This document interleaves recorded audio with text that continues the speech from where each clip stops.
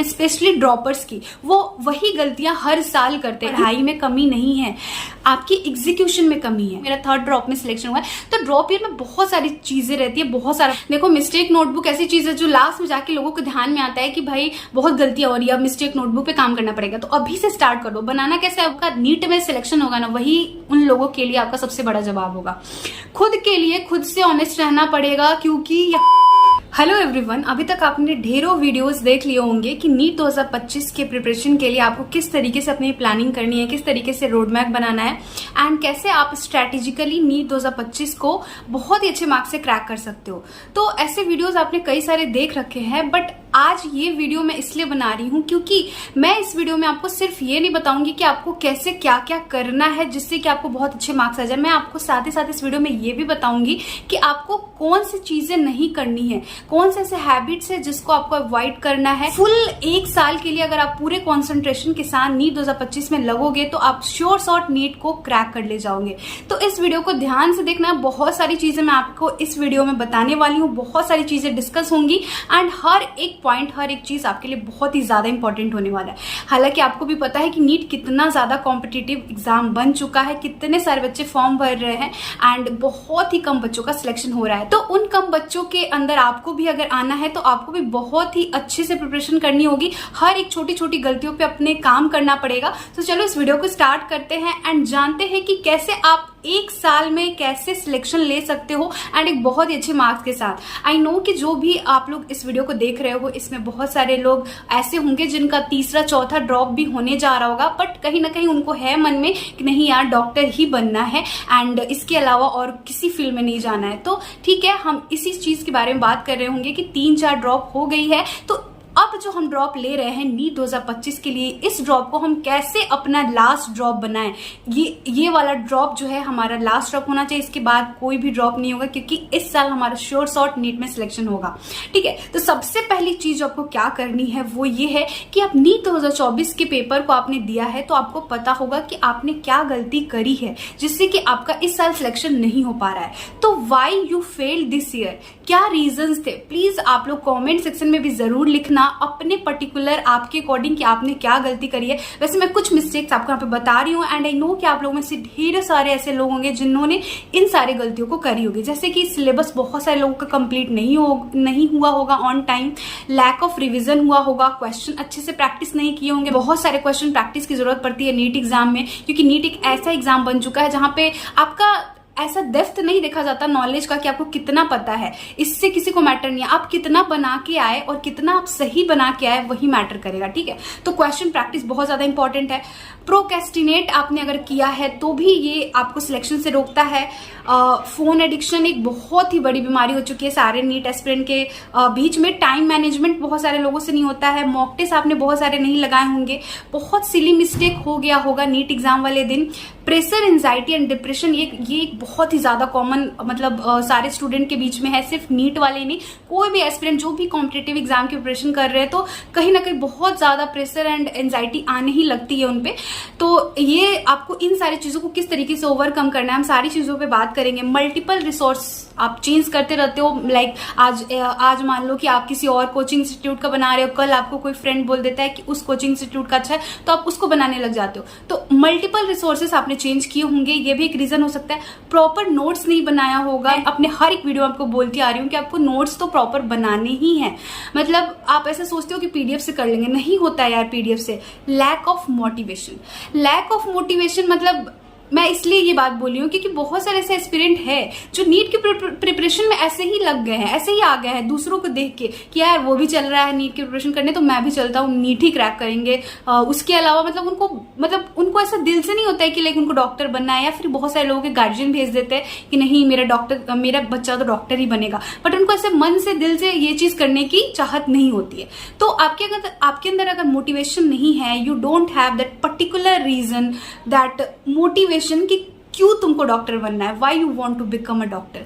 तो अगर नहीं है ना तो प्लीज प्लीज एक रीजन फाइंड आउट करो कि क्यों तुम डॉक्टर बनना चाहते हो। कुछ भी हो सकता है, लाइक आप अपने पेरेंट्स के ड्रीम को पूरा करना चाहते होंगे, आपका अपना ड्रीम होगा, आपको खुद पता होगा कि अगर आप डॉक्टर बनते हो तो मुझे पता है बहुत सारे लोग अभी हैं जो लोअर मिडिल क्लास फैमिली से बिलोंग करते हैं। मैं खुद लोअर मिडिल क्लास फैमिली से बिलोंग करती हूँ। तो मेरे घर में ना ऐसा कोई नहीं था पहले कि जो डॉक्टर हो, एंड मैं अपने घर में पहली डॉक्टर बनूंगी।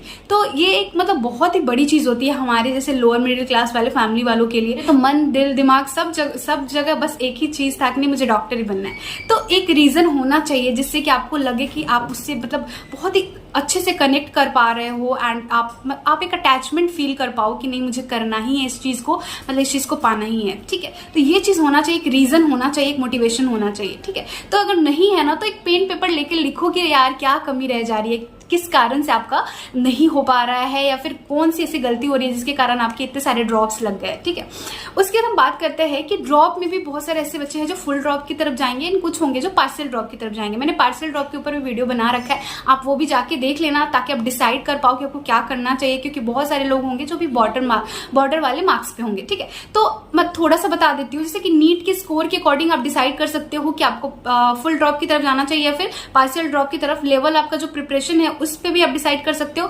योर मैनेजमेंट स्किल बहुत ज्यादा मतलब मैटर करती है कि आप कितने अच्छे से सारी चीजों को मैनेज कर पाओगे, तभी आपको पार्शियल ड्रॉप की तरफ जाना चाहिए। कितना ड्रॉप हो गया है ये भी एक बहुत ही बड़ा फैक्टर है कि आपका कितना ड्रॉप हो गया है। मान लो आपका चौथा पांचवा ड्रॉप होने जा रहा है, then you should definitely go with partial drop, क्योंकि ड्रॉप इतना ज्यादा बढ़ चुका है। इस वीडियो में हम बात करेंगे फुल ड्रॉप के ऊपर कि आपको फुल ड्रॉप में एक साल में आप कैसे सिलेक्शन ले सकते हो, और आपको कौन कौन सी गलतियों को नहीं करना है, अवॉइड करना है, बहुत ही माइन्यूटली आपको हर चीज को लेकर चलना पड़ेगा।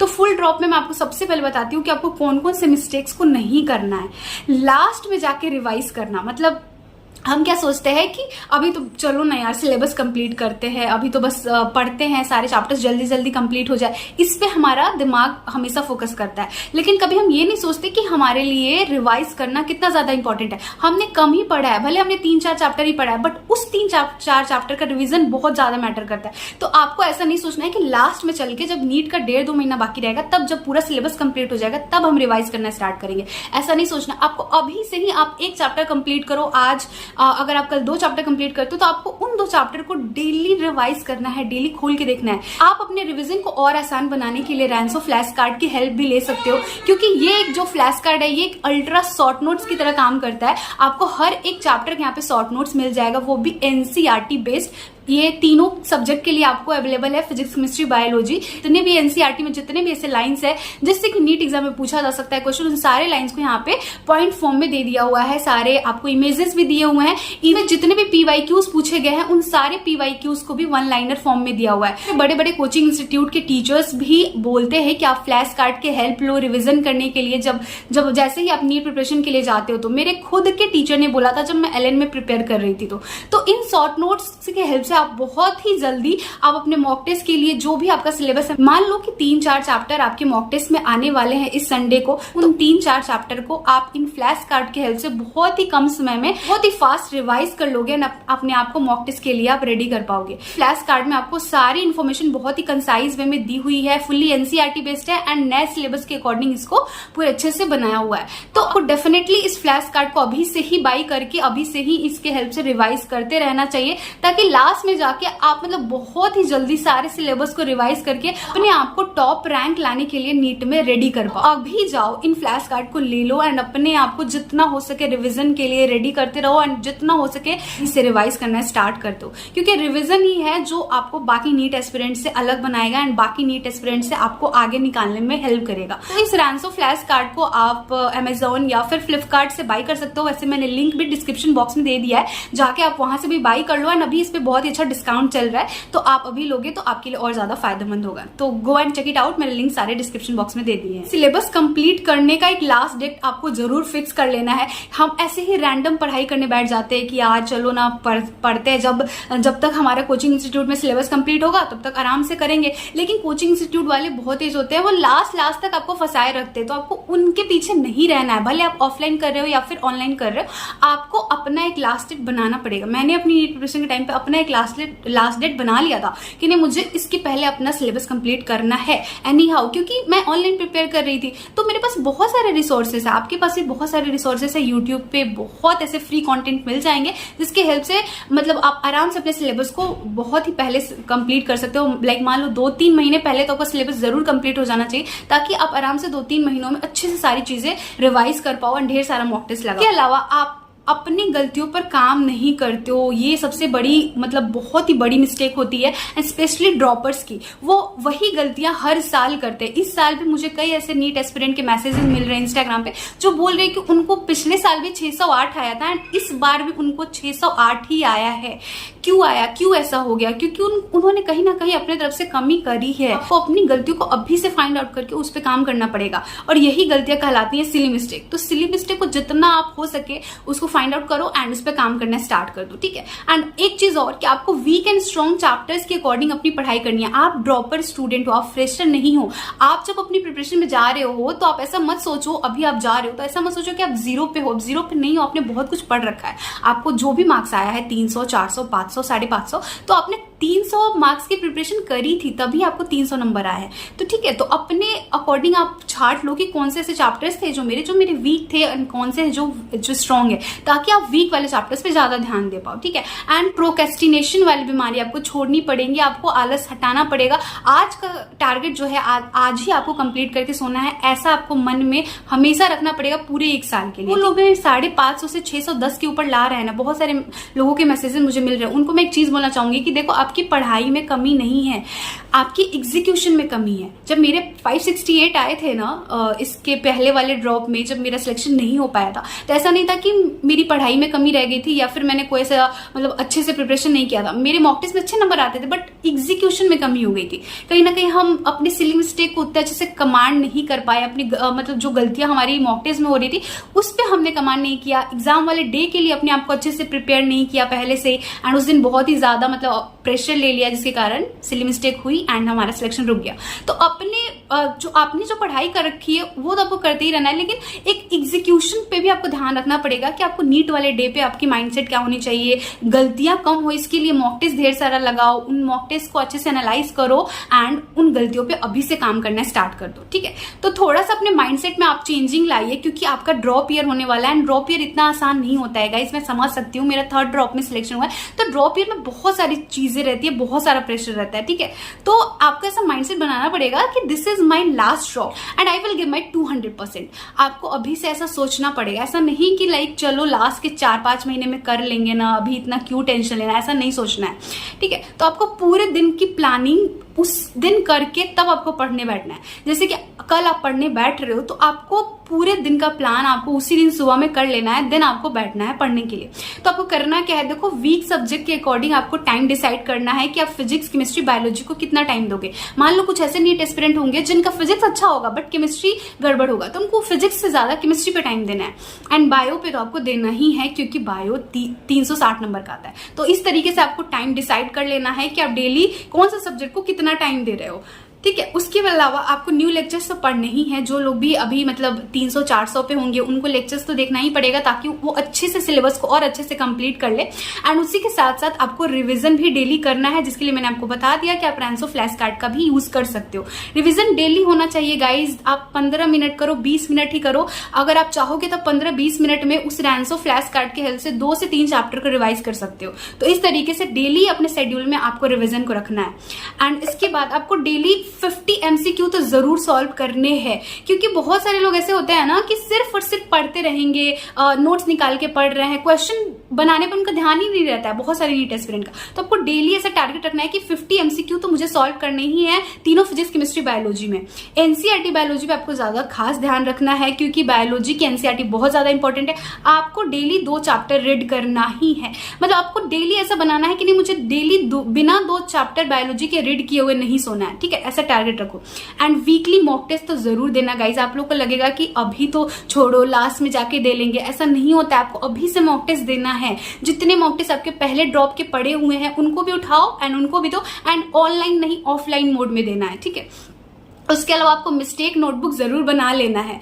देखो मिस्टेक नोटबुक ऐसी चीज है जो लास्ट में जाके लोगों को ध्यान में आता है कि भाई बहुत गलतियां हो रही है, अब मिस्टेक नोटबुक पे काम करना पड़ेगा। तो अभी से स्टार्ट कर दो। बनाना कैसा है वो मैं आपको बता रही हूँ। देखो आपको ऐसा एक कॉपी ले लेना, एक पतला सा कॉपी भी चलेगा, ठीक है, एक डायरी भी चलेगी पतली सी, एंड उसके एक पेज पे ऐसे आपको हर एक टेस्ट का आपको सारे डाटा लिखना है।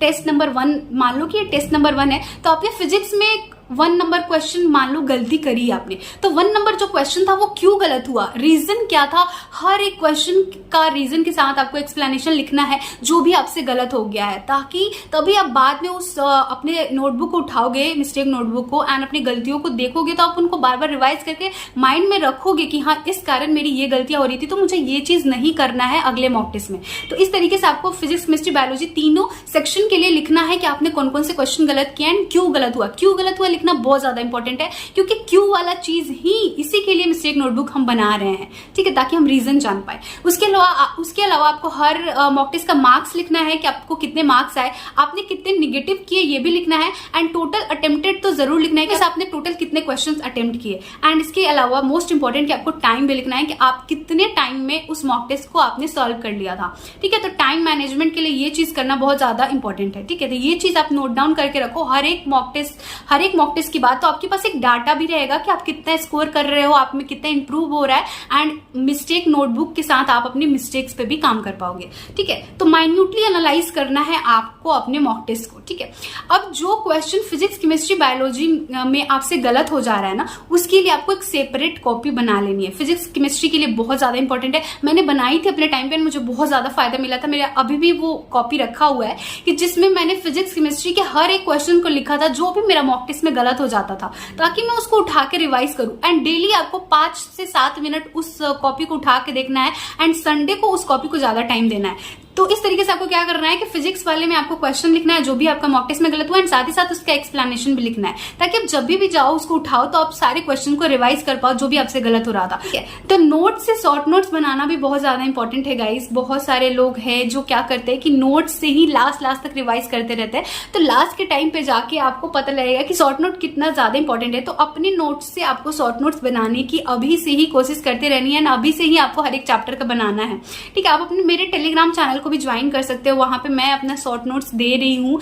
धीरे धीरे मैं बहुत सारे चैप्टर्स के शॉर्ट नोट्स अपलोड कर रखे हैं, पहले से भी अपलोडेड है, एंड अभी मेरी बहन भी नीट की प्रिपरेशन कर रही है, तो उसने भी बहुत सारे चैप्टर के शॉर्ट नोट्स बनाए हैं। MR सर के हो गया, पंकज सर के हो गया फिजिक्स केमिस्ट्री में, तो वो सारी चीजें धीरे धीरे अपलोड होंगी मेरे टेलीग्राम चैनल पे, सेम नेम से है मेडिको शालिनी, लिंक भी आपको डिस्क्रिप्शन बॉक्स में मिल जाएगा, तो वहां से जाके ज्वाइन कर लेना।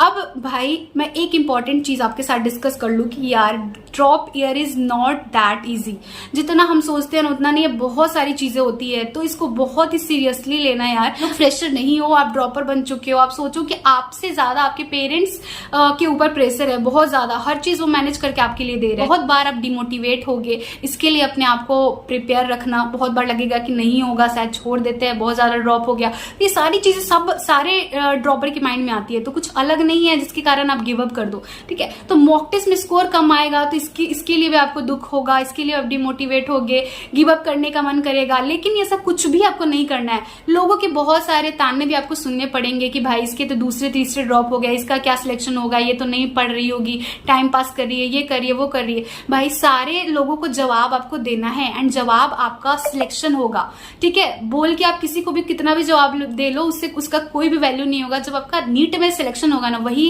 उन लोगों के लिए आपका सबसे बड़ा जवाब होगा। खुद के लिए खुद से ऑनेस्ट रहना पड़ेगा, क्योंकि यहाँ पे आप ऑनलाइन अगर प्रिपेयर कर रहे हो तो आपके पास बहुत सारी चीजें हैं जो आपको हमेशा डिस्ट्रैक्ट करेंगी।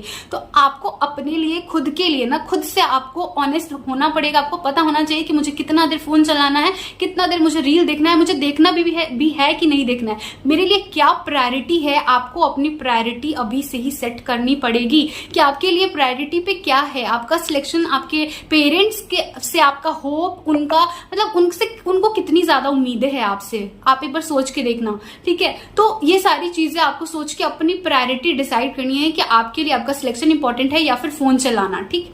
पूरे साल अपने आप को डिसिप्लिन में रखना आसान नहीं है, लेकिन सिलेक्शन लेना है तो करना पड़ेगा। देखो गाइस, क्या होता है कि हम लोगों की मोटिवेशनल बातें सुन के ना, एक वीक के लिए मान लो बहुत ही ज्यादा मोटिवेट रहे, बहुत ही अच्छे से पढ़ रहे हैं, एकदम 12 घंटे 14 घंटे हमारी पढ़ाई चल रही है, थोड़ा भी डिस्ट्रैक्शन नहीं है, लेकिन धीरे धीरे धीरे धीरे जैसे टाइम गुजरता है ना, 1 सप्ताह 1.5 सप्ताह बाद वो मोटिवेशन लेवल जो हमारा धीरे धीरे डाउन होते चला जाता है। तो बाहरी मोटिवेशन, चाहे वो मेरा हो या फिर किसी भी बड़ा, कितना भी बड़ा कोई मोटिवेशनल स्पीकर हो, उसका ही क्यों ना हो, मैं ऐसा नहीं बोल रही कि आप मत सुनो, बहुत अच्छी चीजें सुनना भी चाहिए और उससे मोटिवेशन मिलता भी है, लेकिन उस आउटर वाले मोटिवेशन को ना आपको अपने इनर मोटिवेशन में कन्वर्ट करना पड़ेगा।